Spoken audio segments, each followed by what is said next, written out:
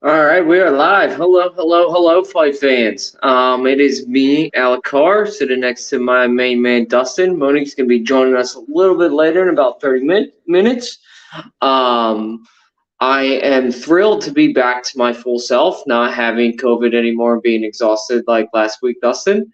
I feel like I have energy again. It's pretty great. We got a lot of headlines, and it's finally time, Dustin, for UFC 276. Finally, UFC 276 fight week. I know all fight fans across the world are super excited. So I'm going to do quick plugs, and you guys can always follow me at Beer Had a Point. Alec Core MMA on Twitter. You can follow Dustin at No Censor Sports on Twitter. Please follow Fights Unwrapped so that you can get our show updates. Every once in a while, we have to change dates because I do travel a lot for work or times. So we'll have that updates on there. And then please, please, please follow Unwrapped Sports Network on Twitter and like and subscribe and hit the little bell for the Unwrapped Sports Network YouTube channel so that you can get updates on when all the shows are coming on. Really, really, really cool stuff coming out of there for all sports. Now, getting into our sponsors real quick. Guys, I say it every week. If you're old like me or if you're just, sore, you should check out rxhemp.com and use rxhemp-usn to get 10% off your entire order. This stuff really works. I use it. Carlos Conda uses it. The stuff is amazing. Also, you're definitely going to want to make some bets for this weekend because there are some good ones to make. So visit mybookie.ag and use promo code USM100 for a 100% sign-up bonus. Oh, and you might want to make some bets on NBA free agency as it is going hot and heavy, as my phone notifications are telling me. Twitter is blowing up right now. I can't wait to jump into that after this show and check out what's going on there.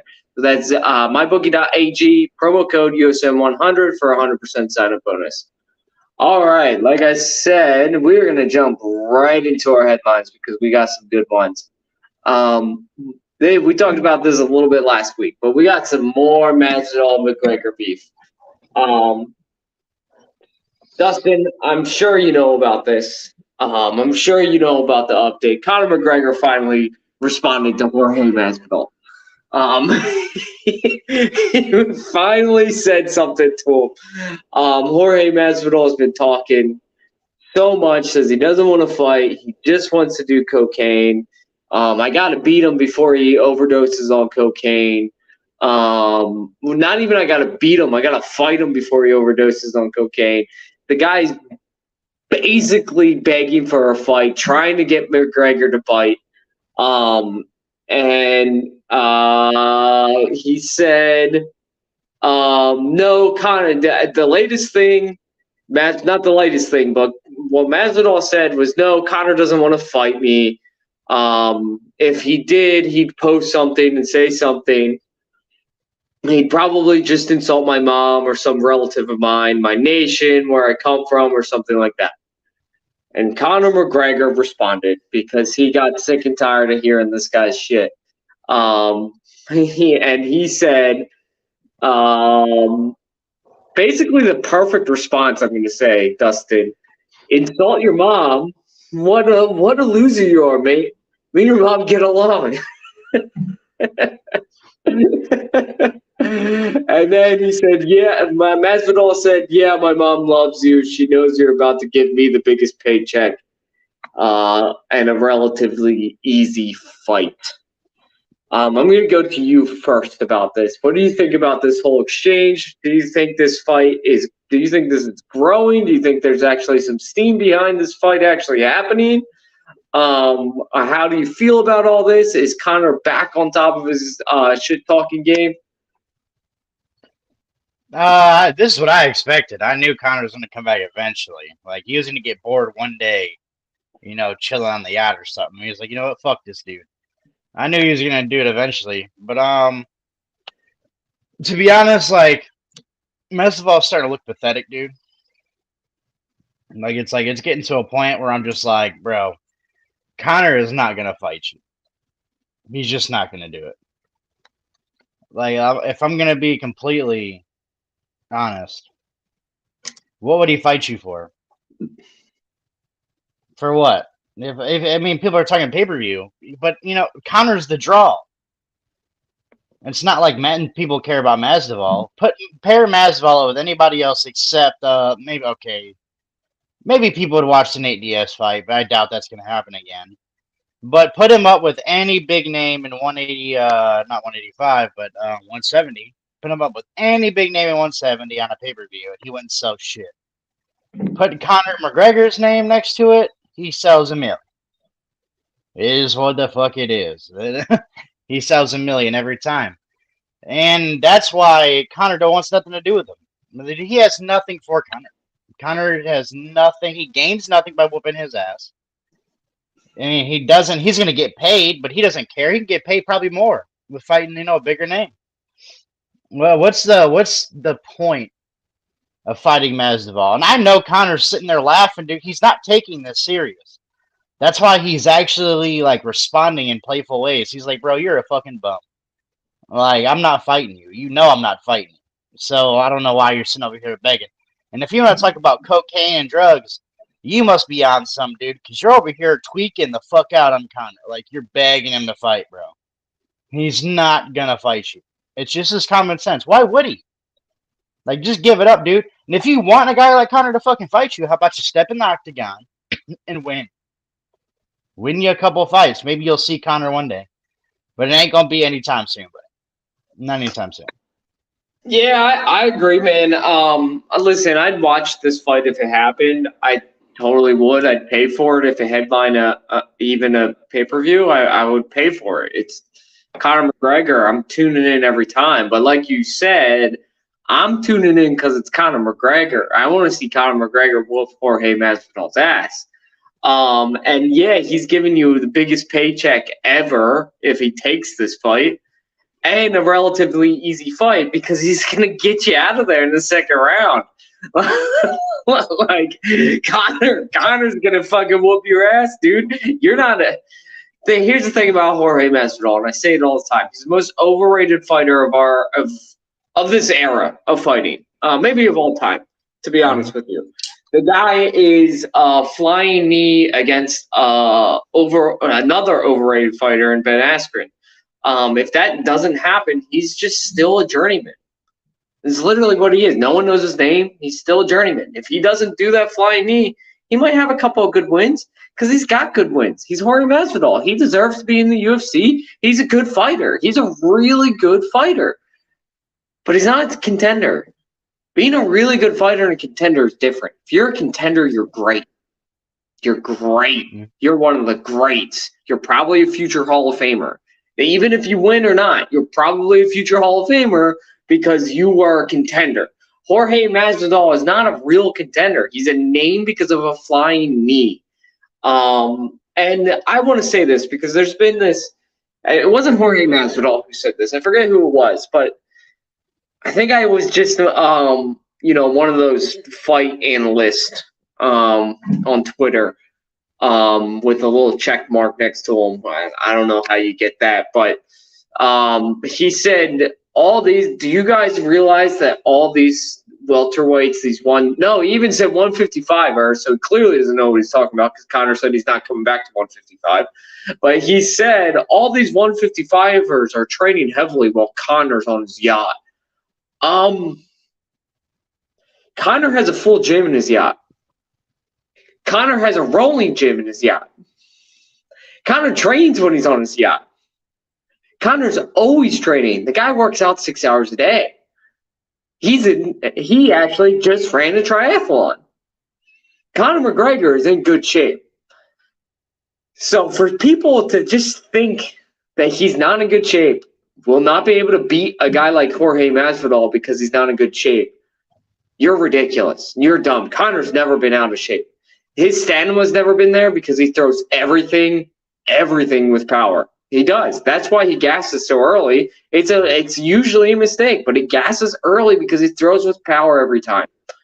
It's got nothing to do with his lack of training because that's non-existent. The guy is always training for something. He's always in shape. You said this last time. If Conor McGregor was using coke like it is rumored by other UFC fighters who are jealous of him, he wouldn't look like he does. Somebody who does a lot of cocaine looks like Jorge Masvidal. Jorge Masvidal looks like a fucking mess right now, to be honest. Just being honest. The guy looks like a mess. So for him to come out and call Conor a cokehead and I gotta fight him before he overdoses, dude, look in the mirror. The fucking cartilage on your nose is disappearing, dude. It's just utterly ridiculous. I want to see this fight because I am starting to hate Jorge Masvidal, a fighter who I used to love, by the way, because of his pure grit and toughness in fights. He always put up a good fight no matter who he fought. Now he's just becoming an asshole and believing his own hype. He's got destroyed by Usman twice, and Colby Covington whooped his ass. Not a contender. Get out of here. Conor McGregor would fucking piece you up, dude. All right, we're moving on. Next topic, we got a fight announcement. Tough champion Bryan Battle is back. He is fighting against Takashi Soto August 6th, which we're only really bringing up because, one, Bryan Battle is Brian Pooh Bear Battle is a unwrapped favorite. We all love him. He is just one of the nice guys of MMA. If you don't know who this guy is, you should look him up. He looks great. He's got a great story, and he's a fucking great fighter. Just got to work on his striking. The reason, though, we're really bringing this up is because Bryan Battle, who's 6'1", last weighed in at middleweight at 185 and looks skinny, is now stepping down to welterweight to fight Soto. This is not an easy fight either. Takashi Soto is a real deal. He's a good fighter. He's always been a good fighter. He puts up really good fights. Yes, he loses. He does lose, but he is a good fighter. So this is a huge test for Bryan Battle. Definitely got Bryan Battle winning this fight, but it's interesting to see a guy, let's be honest, who's a big middleweight step down to welter. I think he's going to knock out Soto, to be honest with you. What do you think about this? I'm excited to see him fight again. I'm always excited to see the guy. I think he's going to have a really good future, like I said to you earlier. I think he's going to have a really good future in the UFC. The thing I like about Battle is, again, like the same thing we basically said about Jorge. Dude's a fighter. He's a gamer. He'll step in. He'll entertain you and stuff. I mean, like he's real. He's not scared to get hit. Like he's very, he's in it, man. And I watched him on The Ultimate Fighter. I've been a fan ever since. He was a great contestant Ultimate Fighter also. The thing I always said about his striking was, I wouldn't say it's bad. My thing is I always used this thing from Joe Rogan. Because he always used to he actually pissed Brendan Schwab off with this. There's to be a championship fighter, be a championship striker, especially, you have to have a certain fluidity about the way you hit. Like you have to be able to find open shots. You have to be able to feint. You have to be able to catch people. You have to be kind of slick. Like you have to be above average striker. And the way I see Battle is very raw. Like he can throw. Like he has long arms. Definitely a physical. I mean, dude, he's got some physical attributes. Dude's long, and he can extend and he can keep you outside. But if someone can take those limbs and like kind of hone that ability and make him a little bit slicker on the feet, make him a little bit tighter, I think that he could be championship level. But right now, like if he goes too far too quick, I think right now there's guys out there that'll beat him. But if he gets that striking cleaned up, Battle, I think, could be like probably about 3 years. I think he could be a real, top 5 guy, either in 170 or 185 if he wants to be.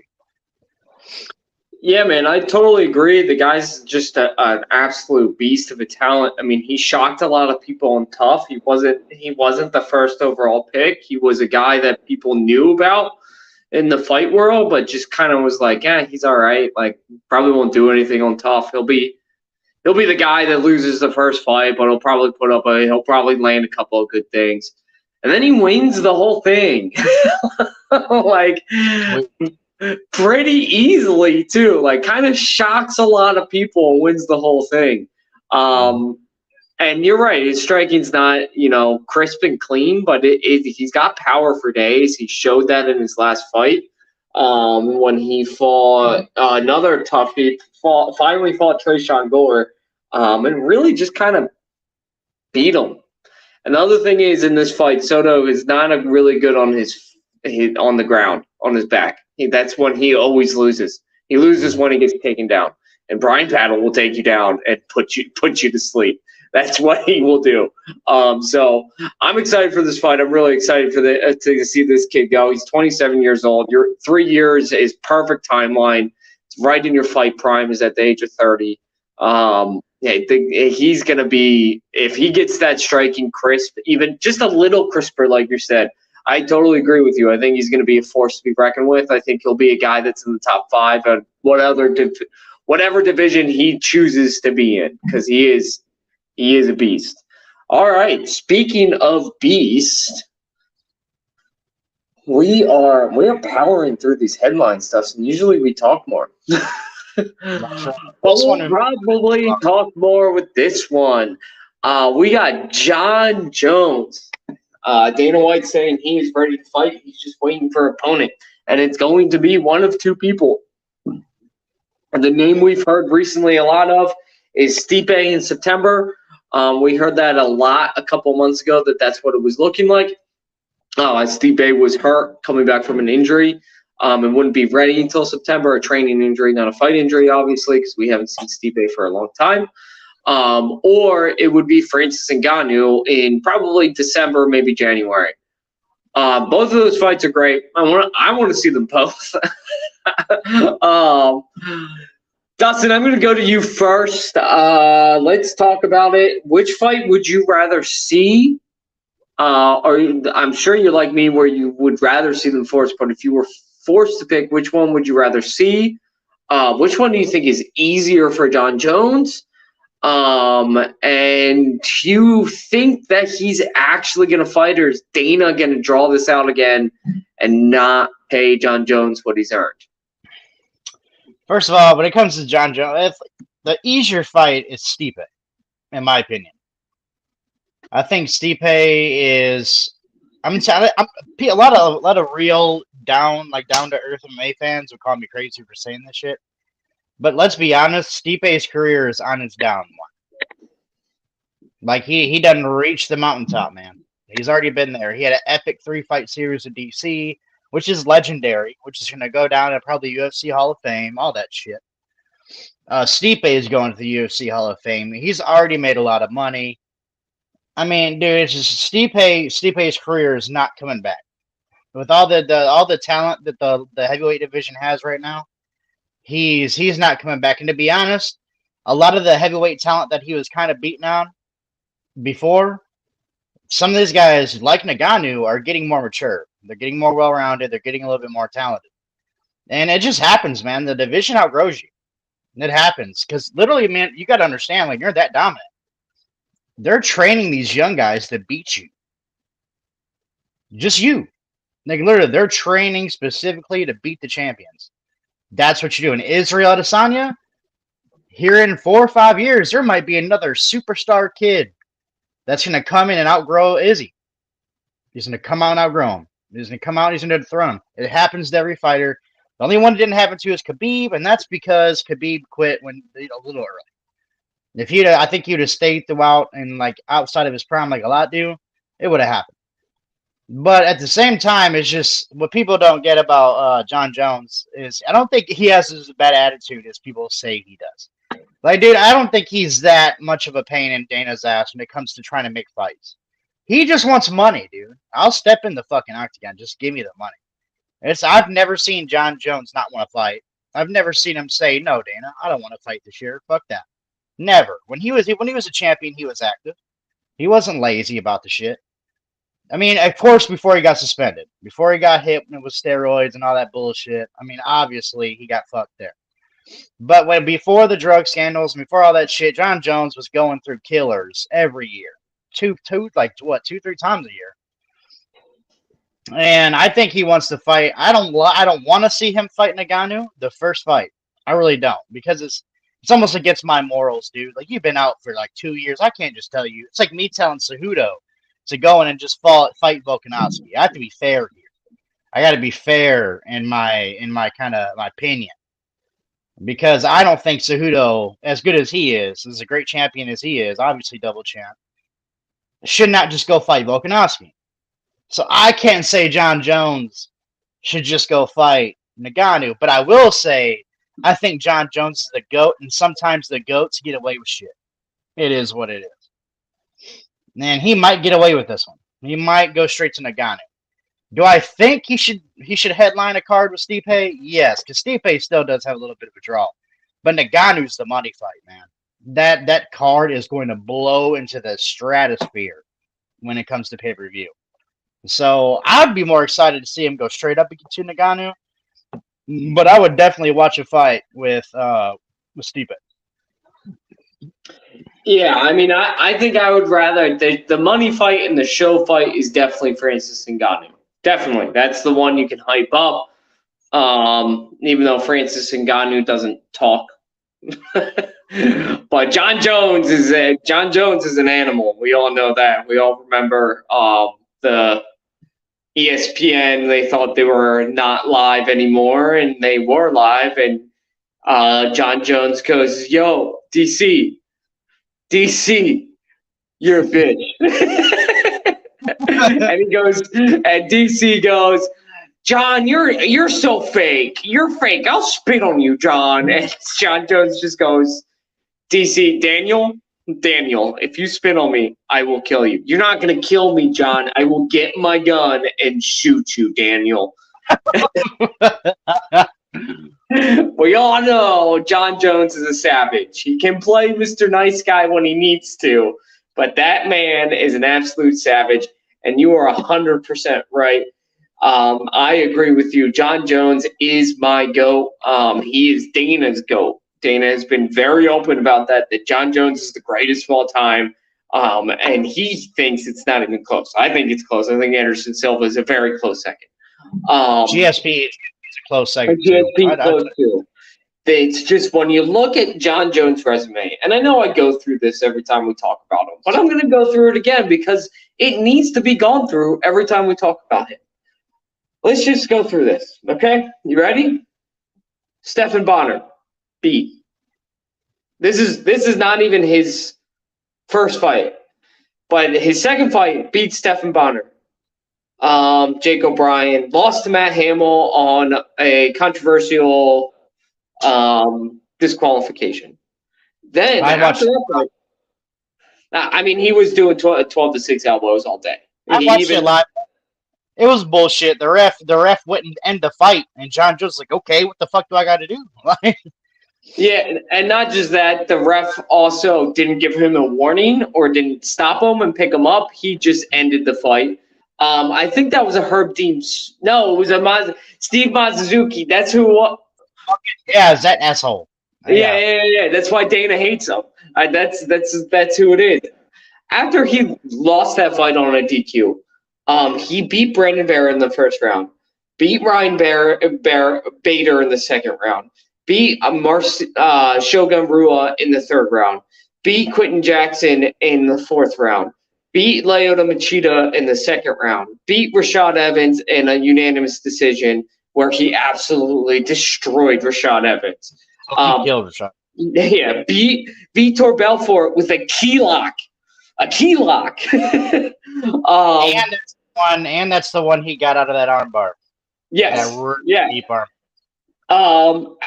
Fucking destroyed Chael Sonnen in the first round. Then started doing powerlifting and cocaine and fought Alexander Gustafsson and beat him after powerlifting. Then went on and absolutely annihilated the recently lost champion Glover Teixeira. Destroyed him. Then we all know what happened with DC. Then he went and beat Ovince St. Preux, which was a weird. There was like that was one of those. Who else is he gonna fight at this point? Yeah, that was his comeback fight. Yeah.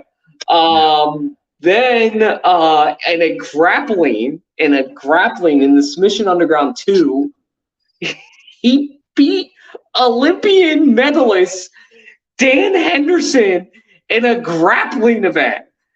Insane. Then he comes back. Right? Yeah, from the no contest and all the craziness that he did from DC. The steroid test, this positive steroid test, or whatever you feel about it is how you feel about it.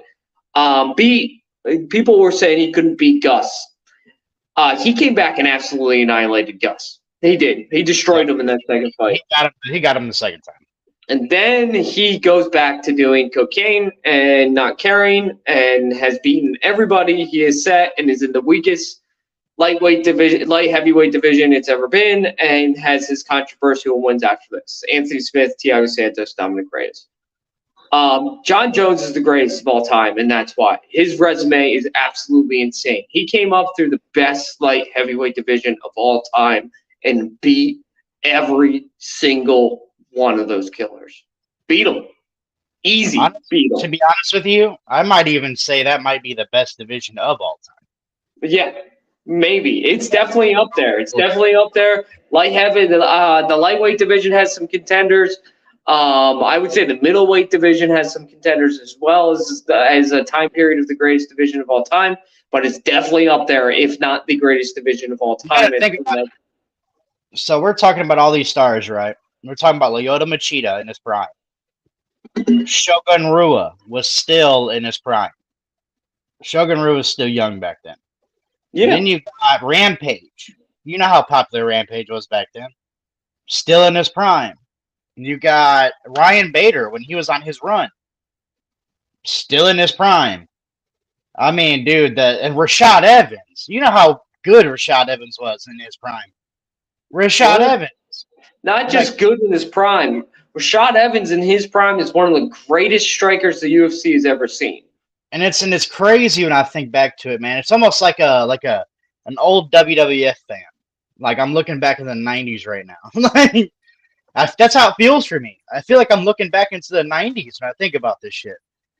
And it's crazy what John Jones did. And I think that honestly, Ngannou is probably the only one in the heavyweight division I think that could maybe be able to touch down. I'm going to say this, and then what's up, Monique, first of all, and I'll pass it off to you since you're joining, and we're glad that you could join. I'm glad you're powering through that cough. I actually haven't finished my John Jones take. So if he fights Stipe, I think he annihilates Stipe. Stipe's turning 40 in August, and to be honest, should step down to light heavyweight because he does. You can tell with these other heavyweights when he stands next to him, he just doesn't belong anymore. He struggles to get up to the heavyweight minimum, like not minimal, but you know what I mean. He struggles to get up to that 245, like he really does. He looks like a light heavyweight. He's one of the smallest heavyweights I've ever seen. Francis Ngannou, I'm going to be honest with you. I'm motivated John Jones. I know Francis Ngannou just showed off his wrestling against Cyril Gane. But I'm going to be perfectly honest. We just went through John Jones's resume when he was motivated in his prime and destroying all those dudes. Francis Ngannou doesn't stand a chance on the ground with John Jones. I'm sorry. I know we just showed off his wrestling, but Cyril Gane is not the best wrestler. We all saw that. We all saw it that the wrestling, the rumored great wrestling that he had was a lie. And I love Cyril Gane, but it is a lie. He's not a good wrestler. John Jones would, if that fight went to the ground, they would end a submission in about 2 minutes. If it was on the ground for more than 2 minutes, submission. Guaranteed.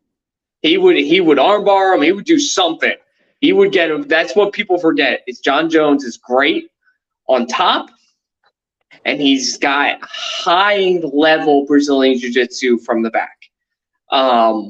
I mean, we talked about Lyoto Machida, that key lock. That was fucking insane that he pulled that off.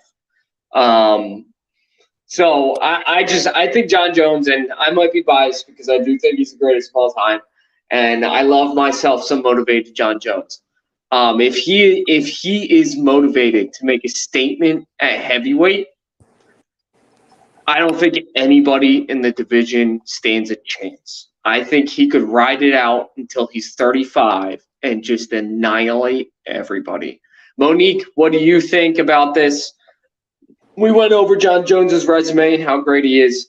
Who do you think it's going to be? Do you think it's going to be Stipe? Do you think it's going to be Ngannou? Who would you rather see? And what do you think his chances of winning are against both of those guys? Okay, so I agree with you. Against Stipe, I feel like John Jones would annihilate him. I think he's the better fighter overall, and especially if he's motivated, that's gonna be a deciding factor as to like how well he does. And it looks like he's motivated, so I feel like it'll be easy for him to annihilate Stipe. I personally think that they're gonna wait and see if Ngannou is ready to fight. I think that's the number one. That's the money fight to make, anyways, for the UFC, in my opinion. And also, it's what the fans probably want to see. Most of the fans, like I know, like Alec, I know you wanted to see John Jones fight sooner, but because of Ngannou and his injuries, like it's gonna be at least in December, if not early January. But I'm hoping December. So I really want to see him against Ngannou. I think that John Jones would win. He is the better overall fighter. Like you said, like on the ground, he would probably do something to Ngannou and he probably can't get out of it. So I think that's probably what's going to happen if that fight happens, obviously. So we shall see. But I hope there's some news in the future because I definitely want to see him fight again. That's for sure. Definitely. Also, just a note real quick. I forgot to mention this. John Jones is up to 270 pounds. Just a note, Yeah. like just so everybody knows, he's a fucking monster. He looks like Chandler. It's scary, except he's taller than Chandler. Anyway, we got to move on. We got one more headline. Monique, I added one because there was a last-minute Cain Velasquez update. And we promised that we would be following the story closely as it developed. More news has come out about Cain Velasquez and the event that led up to him stalking and shooting at Golarte, Harry Golarte, I think is how you pronounce his name. The man who was arrested, it never came out who it was that was accused of pedophilia, child abuse, whatever it was. It was Cain Velasquez's son. That he was accused of, his son. Also, Harry Golarte runs a daycare with his stepfather and his mother, who were also in the car when he shot at them. His stepfather and mother ran the daycare and owned the daycare with this man. Cain Velasquez, it's where his son was abused. It's where where it was accused that he was abused, and it's not just his son who's accusing it of it. It's multiple parents of multiple kids. And the guy is out on bail. The father, the stepfather, and the mother have not been punished whatsoever, even though they own it. So this situation, and he has filed a civil case against the family. Again, it never justifies your actions. You don't shoot a gun. You don't shoot at somebody, period, unless they're shooting at you or attacking you or actively trying to kill you. You do not shoot at somebody, ever. Especially when you're driving at high speeds. It's not safe. It's irresponsible. I understand he was incredibly upset. I don't want to justify his actions though, but I do understand them, especially as more information comes out. We're going to keep paying attention to this, but this is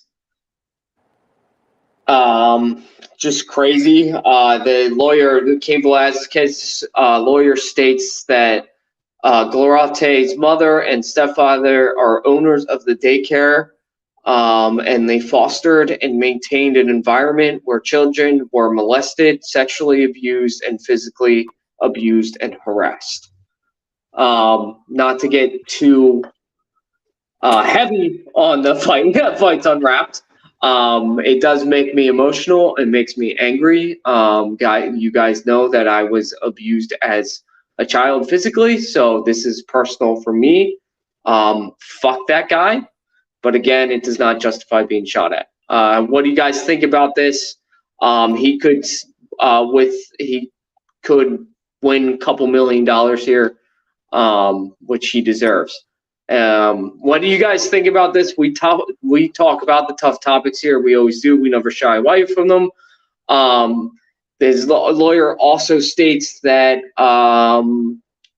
Cain Velasquez is in prison, denied bail, while a child abuser is out walking around without an anklet even. So this whole thing's fucked up. Guy should be in jail. He's accused of multiple counts of child molestation. The stepfather and the mother should also be in jail too. They own the property and are there consistently, apparently. I'll throw it to you, Monique, first. What do you feel about this crazy fucking situation? Yeah, this whole situation, I think it became bigger than what everybody probably didn't think it was gonna get. But like, as more information comes out, it's just really disheartening to see that there's somebody out there that's out on bail that's doing this to children or has done this to children, multiple children, and it's just really sad to see Cain Velasquez unfortunately still in prison. It's too bad he's not granted anything right now, and it's just really disheartening because all of these, there's so many people that get away with this stuff every single day, and honestly, like, we can't catch them all, but we wish we could, obviously, and it's just really sad to hear, and I really hope that Cain Velasquez gets the justice that he deserves. Obviously, it doesn't, what's called, it doesn't justify his actions of shooting someone, but at the same time, like, I understand where he's coming from, and he's not just doing it for his son, he's doing it for, all the people that were affected by this man or this family. So, yeah, I mean, it's sad to see, but, at least we'll keep updated on the story as it goes along, so. Dustin, do you have thoughts you want to share, or are you like me, you're a little too angry, too emotional to go deeper into this? I think that the United States, the courts, dude, they're so fucking backwards. I understand them not letting Cain out because they think he's a physical threat to the defendant. I get it. And I understand that, which I told you he wasn't getting bail. Just off the character, what he did, he wasn't getting bail. But at the same time, you give bail to a dude there had to be some type of proof for Cain to get that pissed off. There had to be some type of proof. Like, there's no way he just went out on a whim and just went and, shot this dude. There's no way. There's no way. Because, Cain's not like a bad person. He's not somebody that flies off the handle. He's a lot. He's not like the guy he's not a mean dude. I've never even heard a bad word about him. And all of a sudden he's shooting somebody in the traffic? Like, dude, it had to be enraged. And it had to be something. It had to be some type of tangible evidence that probably could convict this guy. Like, I just don't get how someone like Cain isn't given bail, but he is, though. How does that make sense? Touching kids, shooting at the guy who touched kids. Not just that. I'm gonna interrupt because I do have a criminal justice background, guys. Because it happened and he works for a daycare facility, it's supposed to be an even greater felony because he's a trusted employee of a child care center.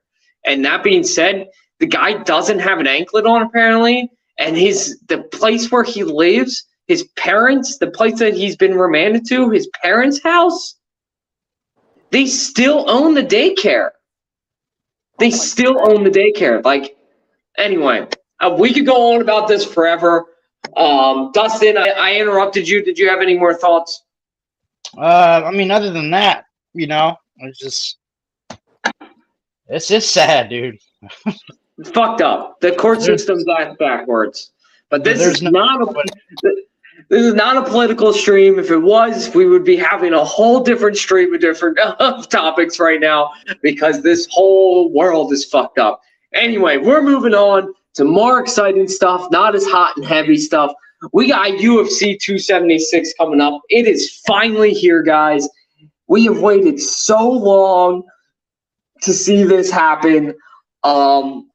And I can't wait to dive into it. This card is incredible. Since I, am hosting it, I'm going to tell you guys right now the fights that I'm going to be tuning into the prelims.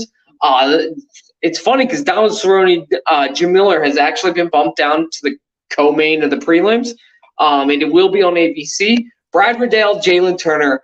Oh my fucking God, this is crazy. Everybody should be watching these prelims. Ian Gary's on it against Gabe Green.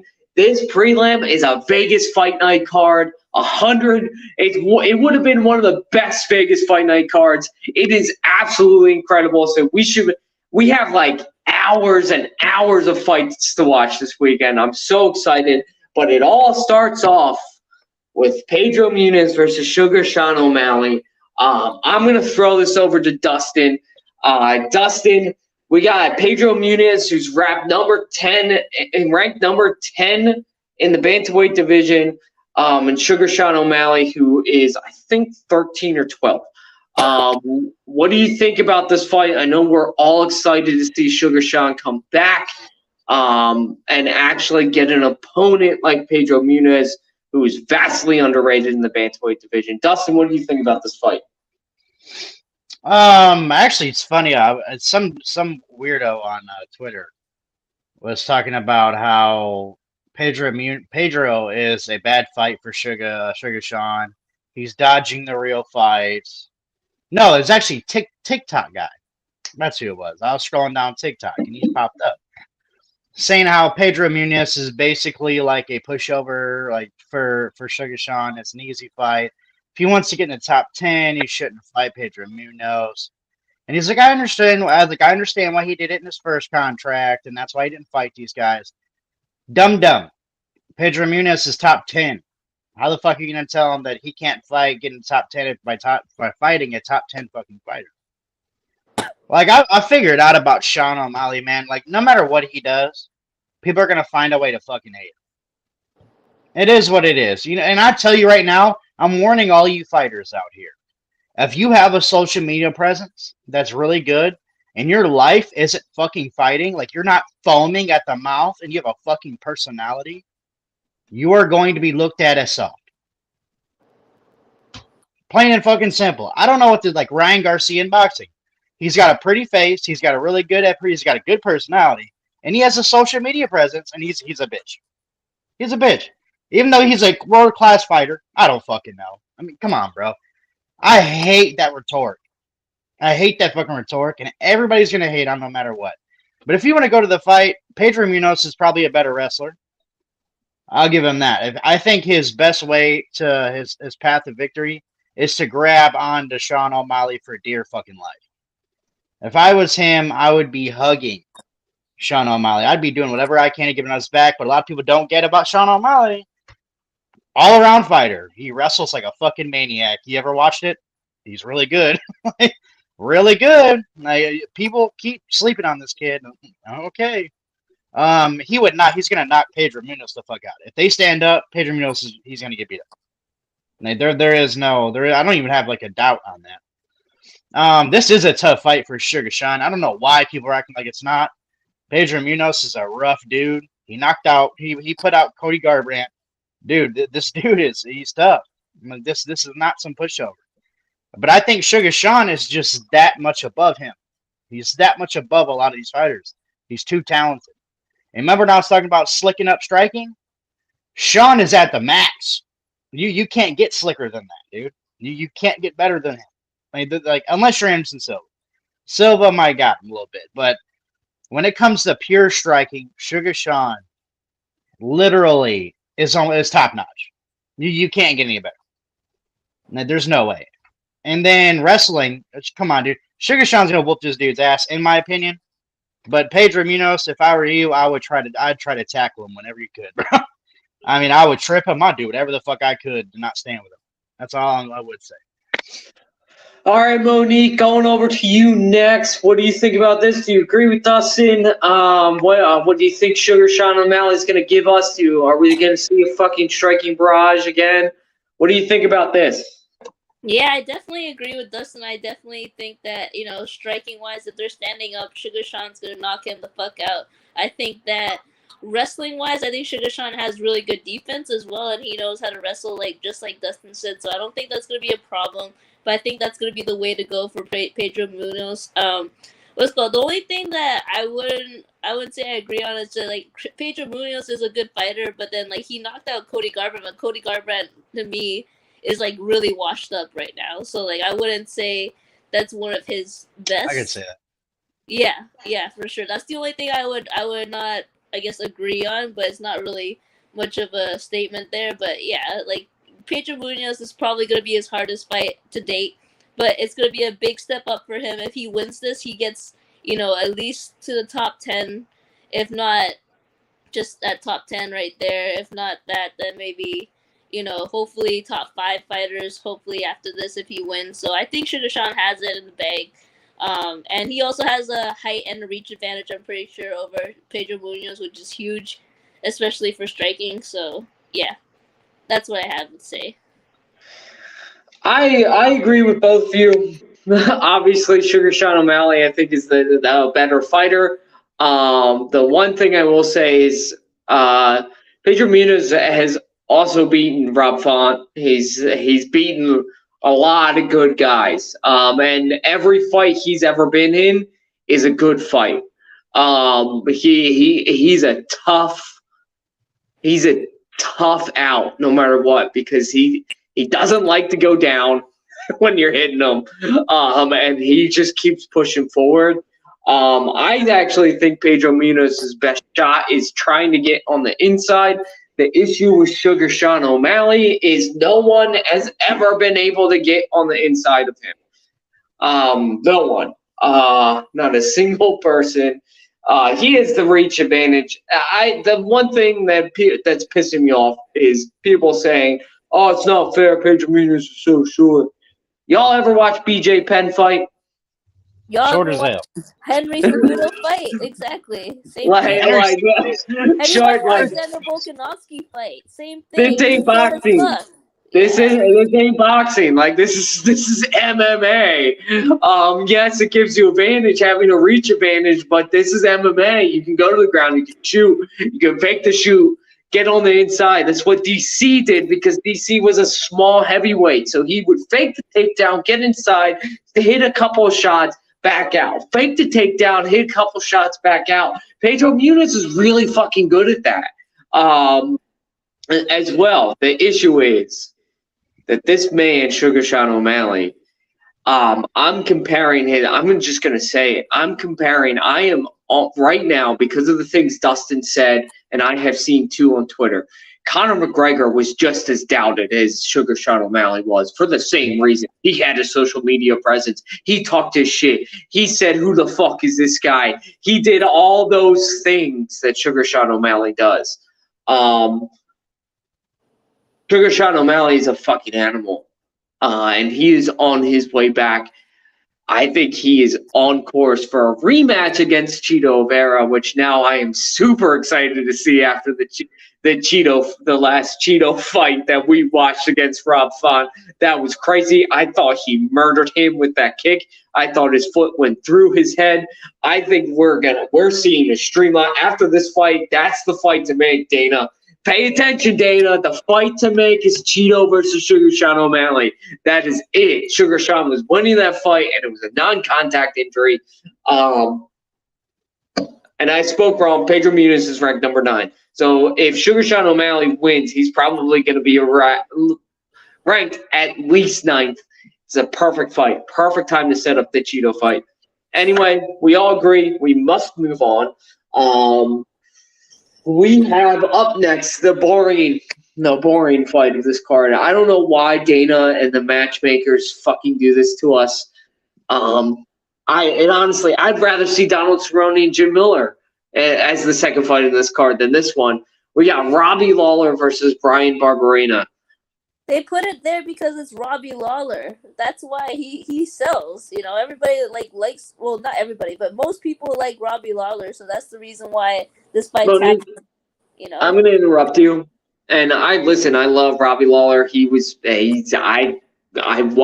got into UFC partially because of Robbie Lawler. Like, I understand. I get it. I get it. But at the same time, fuck Robbie Lawler. I'm sorry. He's washed. He's so washed. He's more washed than Donald Cerrone. I just got to say it. I'm done with this. I'm done with these old fighters. There are so many good young fighters that are way more marketable than Robbie Lawler. And I'm just going to throw this up here because I didn't even realize this was going to happen. But I'm going to throw this up there. Dana White and the matchmakers, you have to start marketing your young fighters. You got Jalen Turner and Brad Riddell on the prelims when they should be. Those are two future contenders, and you have them on the fucking prelims of UFC 276 for Robbie Lawler and Ryan Barberena. Are you kidding me? That is just dumb. It's just dumb. Robbie Lawler's last fight was Nick Diaz. It was Nick Diaz fight. It was Nick Diaz. That's what a win against Nick Diaz? He was off for 5 years. Nick Diaz got him back on a main card of one of your key main cards of the entire. This is fight. It's opening up fight month, guys. And you got Robbie Lawler on it. Before Nick Diaz, he lost to Neil Magny, Colby Covington, Ben Askren. He lost to Ben Askren, and I know that was controversial, but he lost to Ben Askren. And Robbie Lawler, I've watched that fight a million times. He was out. I don't care what anyone says. He was fucking out. He got dropped, and he was out in that fight. And he lost to RDA before that. He's done. I'm begging you, UFC. You want to grow? You want to continue to grow? You want to put MMA in the top echelon of sports? Fuck combat sports, of all of sports. Market your goddamn young fighters. Put them on main events. Put them on headlining Vegas fight night cards. Stop it with the seniority bullshit. No one cares about Robbie Lawler. Casuals don't know who Robbie Lawler is anymore. They don't. They just don't. And Barberena, fight fans don't give a fuck about Barberena. Are you kidding me? I'm not even picking a winner. I'm ignoring this fight. Monique, I'm going to go over to you. This is hard because, like you said, like Robbie Lawler is washed, but at the same time, Barberena isn't that great of a fighter either. So it's really tough to pick a winner. I would like to see Robbie Lawler get the win and probably retire, but that's just me. I don't know what's gonna happen in this fight, but hopefully Robbie Lawler gets the win.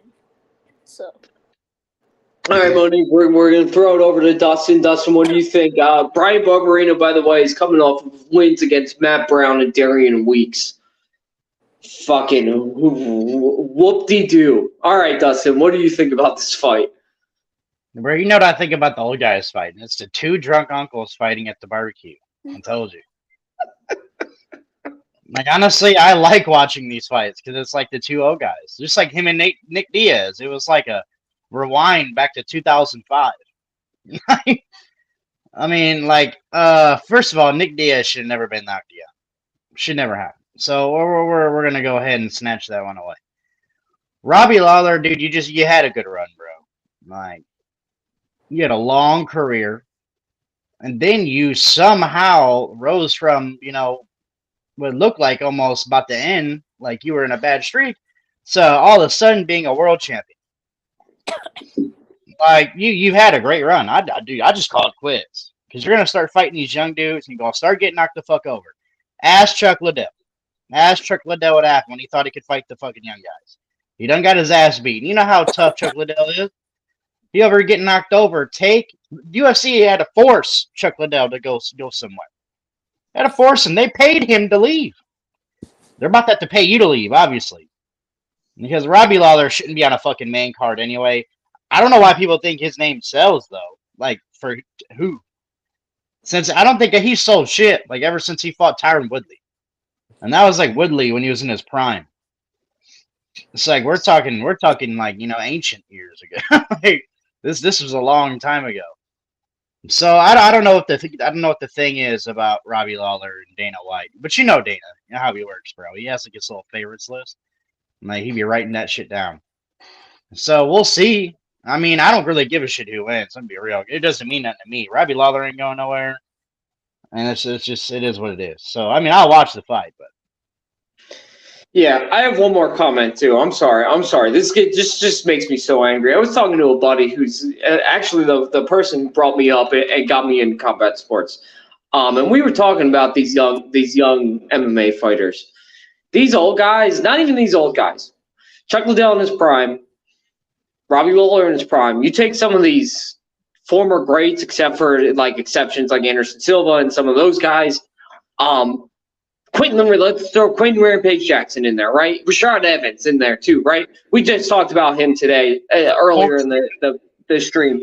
These young guys, you put Chuck Liddell in his prime against these young guys, forget about it. He's not a well-rounded fighter. He's just not. Like, yes, he was fun to watch. He was great in his time period and great for his era. But these young guys have been training since they were fucking 3 years old, some of them. A lot of them. And they just keep getting better.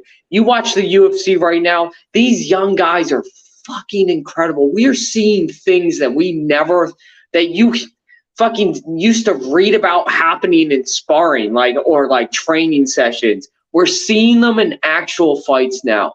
And it all started with Jon Jones. It's just different. And guys like Robbie Lawler are never going to ever contend again. Never. Guys like Clay Guida. He's about to fight fucking Dan Hooker. Are you kidding me? Dan Hooker's going to murder Clay Guida. He's going to murder him. It's just... Anyway, we must move on. Stop promoting these old guys. Just stop doing it, UFC. I plead you. We're moving on. All right, next up, we got the controversial Sean Strickland versus Alex Pereira. I'm going to throw this over to Dustin first.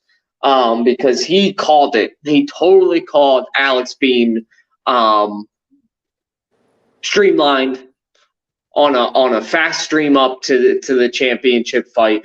Dustin, what do you think about this fight? I'm interested to hear your breakdown on what you think is going to happen specifically, because you totally did call this, and I'm angry that this fight is happening. So, Dustin, take it away. This one's really hard to judge, man, because no matter how much you don't like Sean Strickland as a person, I'll tell you right now, then that octagon, bro, he's a tough son of a bitch, bro. And he's good. Striking on the ground, anywhere, very, very fucking good. I think Alex Pereira bit off Liv Mornikichu. I have a really bad feeling that he's not going to be able to put out Sean Strickland. And then I watched his last fight, and although he won, and he was facing a tough guy too. These tough Brazilians out here, man, they're durable. It is what it is. And then you got a guy like Sean Strickland, which is durable 3.0. Okay, this, you're stepping in that shit with an angry animal, dude. Sean Strickland ain't no fucking joke. And honestly, and Izzy, one thing I did agree with Izzy about Alex Pereira is that he doesn't know MMA yet. He doesn't understand. It's not kickboxing. So, I do understand where Izzy's coming from. I think this Sean Strickland fight is a little premature. I think he could have went a couple more rounds with a couple guys that aren't as hard out as Sean Strickland. If he thought he's ever been in a hard MMA fight before, he's about to be in the hardest one he's ever engaged in. Probably for years to come, because Sean Strickland's ain't no joke, man. So, honestly, I'm going to make a bold prediction here. I think Sean Strickland is going to win a unanimous decision. I like it. Monique, what do you think about this fight? Yeah, I'm with Dustin. I have a bad feeling about this for Alex Pereira. We all talked about this before. We all think that he's like pretty much, fast tracking up to the championship title fights, and like he should be facing other guys before, other contenders before getting that title shot. I think that he's gonna. I think he underestimates Sean Strickland. I think many people do underestimate Sean Strickland and how good he is overall. Even though I don't like him personally, you gotta respect him as a fighter, And I think that Alex Pereira is gonna have a tough field day with this one. I think that Sean Strickland is probably gonna win, but it's probably gonna be in like a decision or something. So I don't see a knockout personally.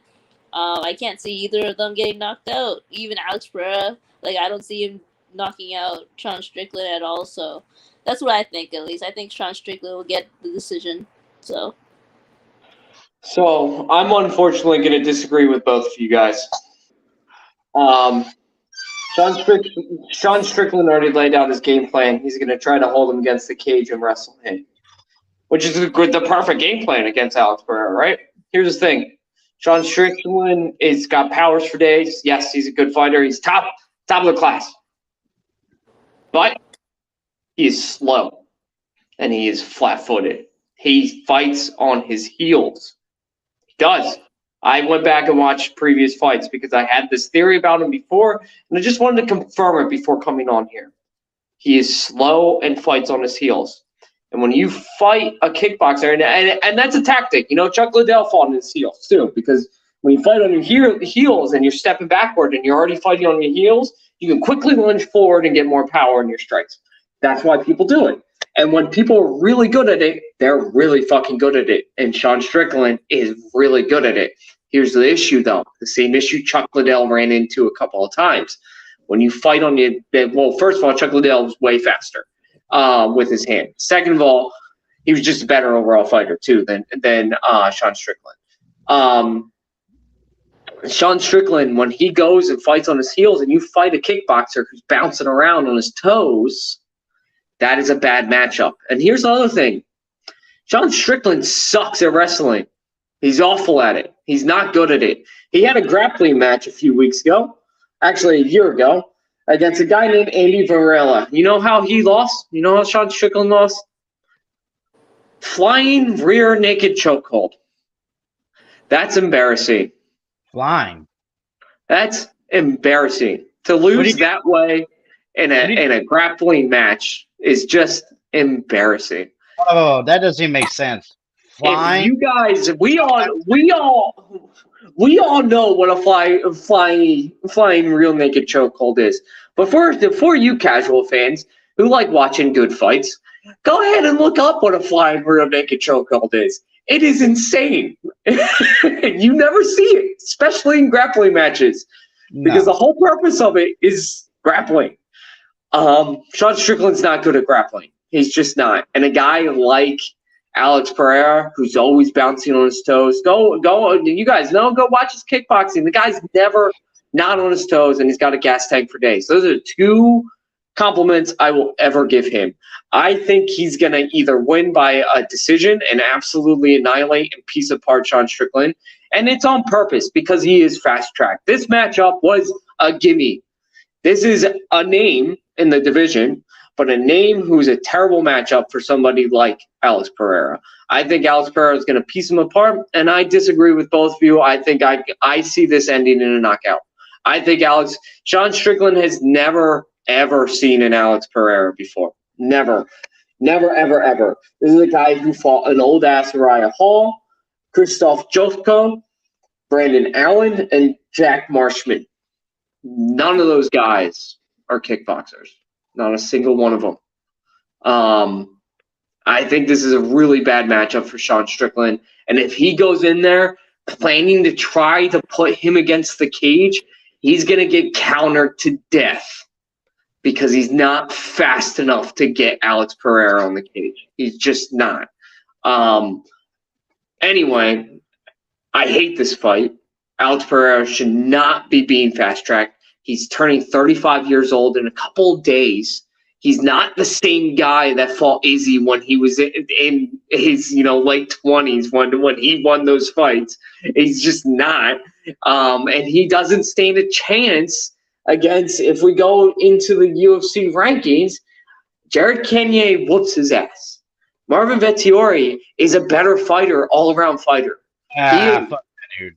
Yeah, I know you hate Vettori, but Vettori is a fast fighter who will put a striker against the cage. And I got to be honest with you. You go back and watch those kickboxing bouts between him and Izzy. In the second one, there's two of them. Izzy's winning that fight, and then he gets lazy. He gets lazy and gets caught. That's what happens. I swear to God, I watched it 5 times. That's literally what happens. Vettori got embarrassed by Izzy twice. Oh, yes. But this is my point, Dustin. Alex Pereira is turning 35. He's not in his prime anymore. He's at the other end of his prime. Also, there's a reason why it's Sean Strickland, because Dana White knows if he fought Jack Hermanson or Derek Brunson, Alex Pereira would be on the ground dead if he fought those two guys, because those are grapplers and wrestlers. They will put you on the ground and they will go to work on you. There's a reason why Sean Strickland was picked. There's a reason why this is happening. And Dustin, I don't like saying when you're right, but I do admit when I'm wrong all the time, and I pride myself on this. I hate to admit this time, Dustin. You were right. You were absolutely right. Dana White is fast-tracking someone who doesn't deserve it, and I hate it. Anyway, let's move on. Next up, we got a good one, guys, and I'm going to go last on this one, too. We got Volkanovski versus Holloway 3. Oh, my God. Monique, I'm going to go to you first because I know this is probably going to be very hard for you to choose, and I know how you feel about Max Holloway in particular. So, Monique, what do you think is going to happen in this fight? Okay, this is my head versus my heart talking, okay? Because everybody knows, and a lot of people agree with me, Max Holloway is, like, one of everybody's, like, favorite fighters in, like, the entire world. He is just spectacular, okay? Especially when it comes to striking. But here's the thing.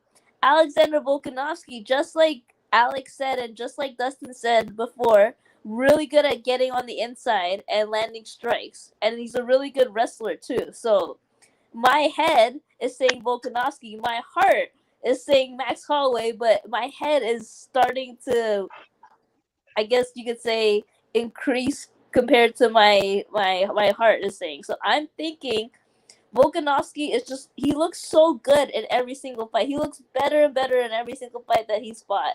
I love Max Holloway. I really do. Do I think that he can win against Alexander Volkanovski? I think he can, but I just think that Volkanovski just looks better in every fight. And Max Holloway is like taking, he's taking a break from fighting, for the last how many years, maybe a year and a half or something like that, just because of injuries and all that. So, and COVID as well. So I think Volkanovski is going to win this, but I really want Max Holloway to get his belt back. That's what my head and my heart are saying. Yeah. Dustin, what about you? How do you feel about this fight? Do you think Max Holloway gets his revenge? I'm a big Volk fan, bro. It's not a secret. I think that guy is great. Here's the problem with this fight. Max Holloway, dude, if you haven't learned anything, you need to stop letting Volk dictate the fight. Agreed. You need to fight your fight. Agree. Yeah. Swing, dude. Go for it. Because Volk, if you stay patient with Volkanovski, you're going to lose. He's going to control it. He's going to control the pace. He's going to control the octagon. He's going to put you against the fence. He's going to start wrestling you a little bit. He's going to mix it up. If you don't make this dirty, if you don't do what Max Holloway does, step in the center of octagon, smacking the jaw, doing all that shit, if you are not like that when you fight him this time,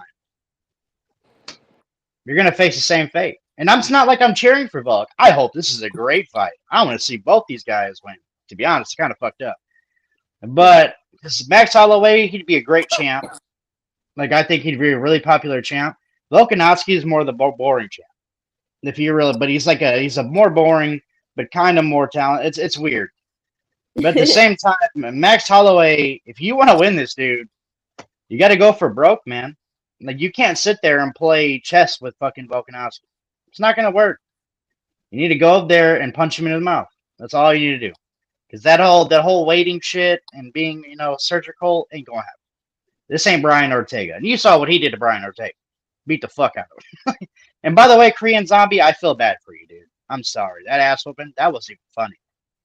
That wasn't even funny, the way that ass whooping he took. I was like, if I was your relative, bro, I'd been probably crying, bro. I'd like, holy fuck, get him out of there. That shit was bad. But passing it out. All right. So first of all, Korean Zombie didn't deserve it. As much as you guys know I'm a Korean Zombie fanboy. I absolutely fucking love the guy. Mainly because the nickname's awesome. The entrance music for him is just awesome.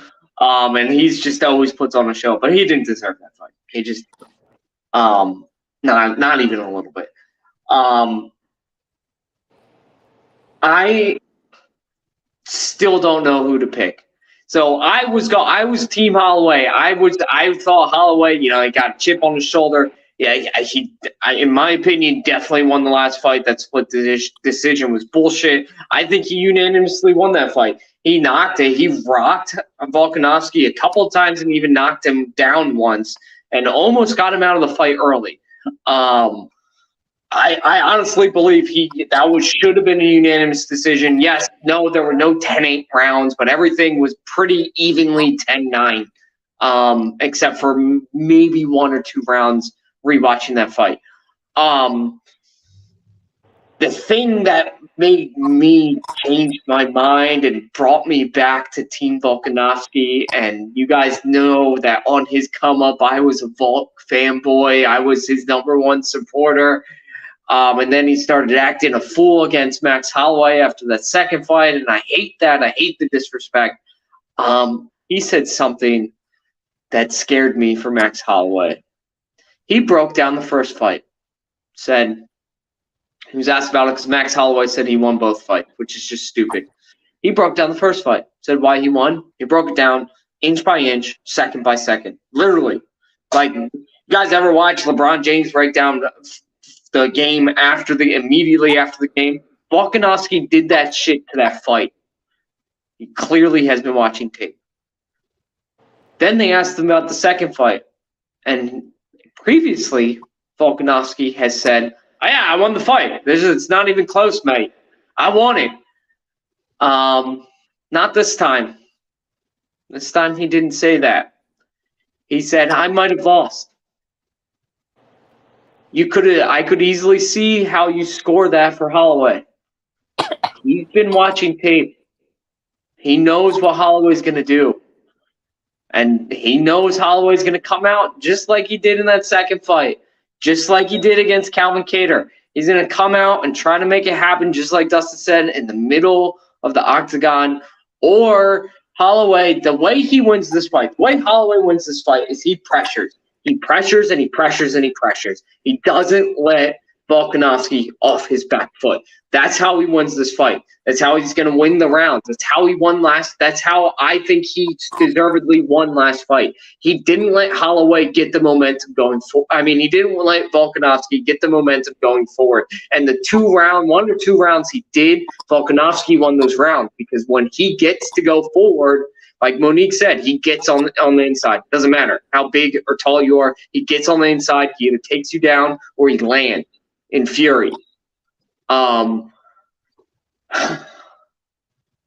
think Volkanovski wins this fight. I do. I think he's gonna catch Holloway, not catch him and knock him out. I don't think that's gonna happen. I think he wins in a unanimous decision. I think it's a very close fight. I do.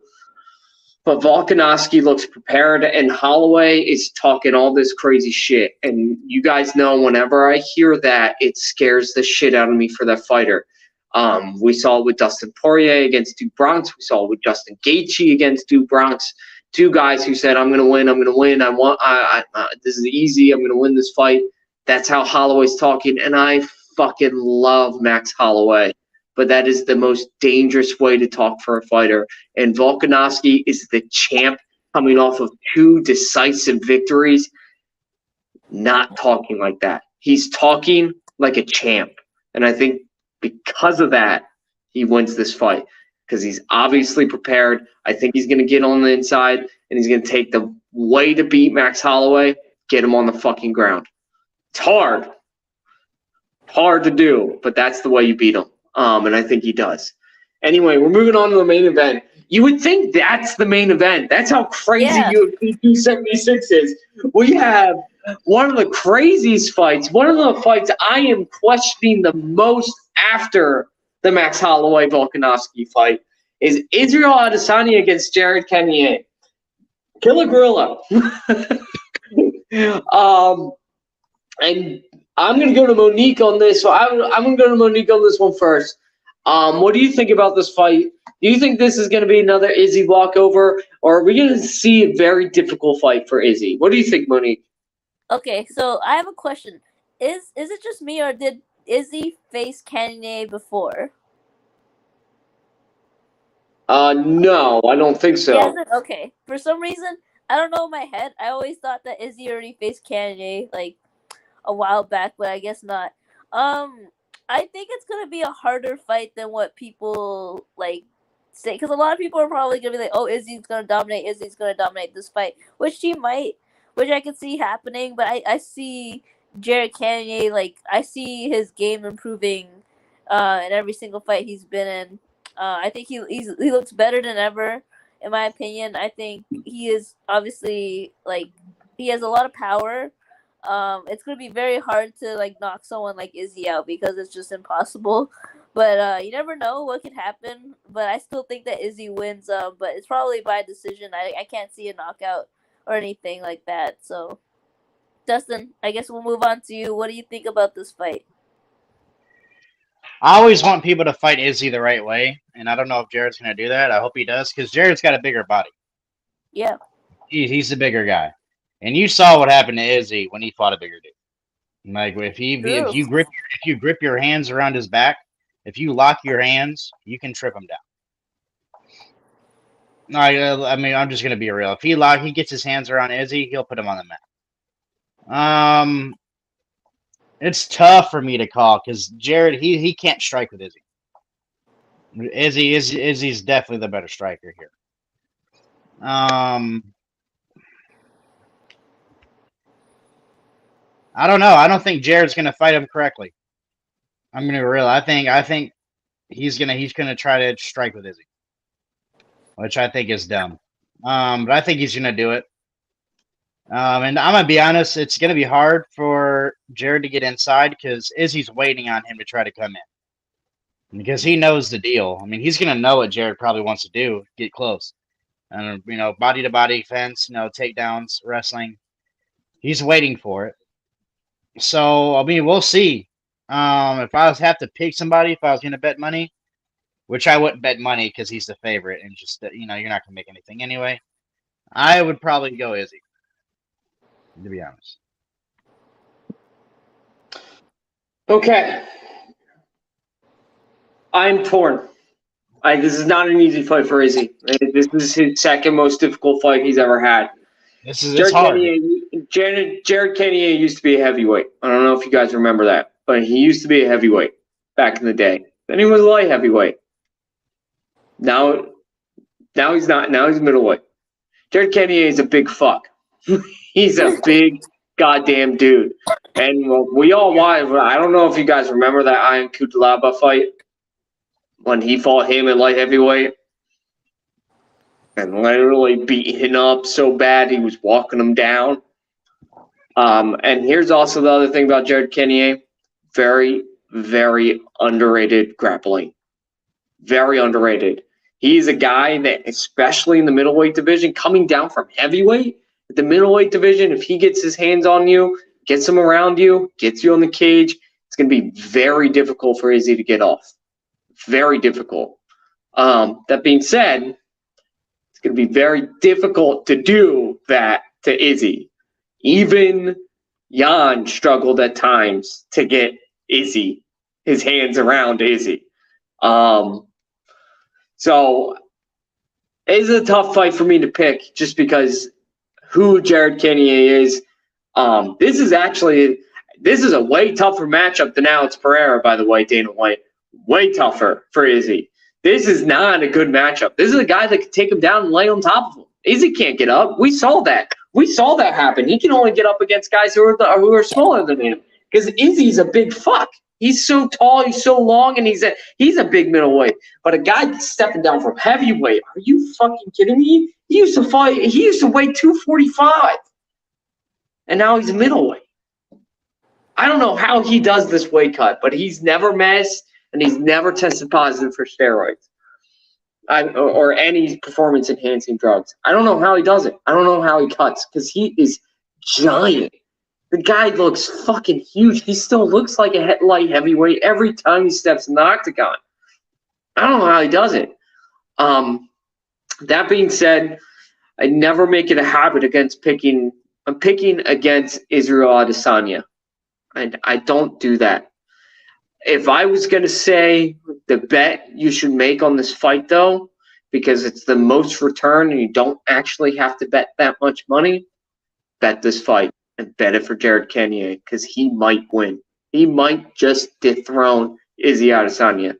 That being said, I think Izzy is he's looking at this like Paulo Costa, who's another big fuck in that division. He's going to land those leg kicks, and he's going to make that front leg because there's something that Jared Cannonier can't do. He can't switch stances. He can't. He doesn't have that ability to go back and forth. So I think he's going to land those leg kicks and land them early. And the one thing, even though he's a skinny fuck, we all know about Izzy Adesanya, those leg kicks might be the most devastating leg kicks in UFC history. He hit Paulo Costa with one and made Costa quit. He made him quit. He ruined his career with one fucking leg kick. He made Paulo Costa question his entire fighting career with one leg kick. Now he landed several after that again, but that first one, you could see him react to it. Izzy's going to tear up those legs against Jared Cannonier. He's a flat-footed fighter too. He can be a flat-footed fighter, which is not good against a guy who does leg kicks because it's hard to check leg kicks against if you are flat-footed. That's why kickboxers are always on their toes because it's easier to lift your leg up. He's going to destroy that front leg. That's his game plan. His game plan is just feint jab, feint jab, feint jab, leg kick. Feint jab, feint jab, feint jab, leg kick. Feint jab, feint jab, feint jab, calf kick.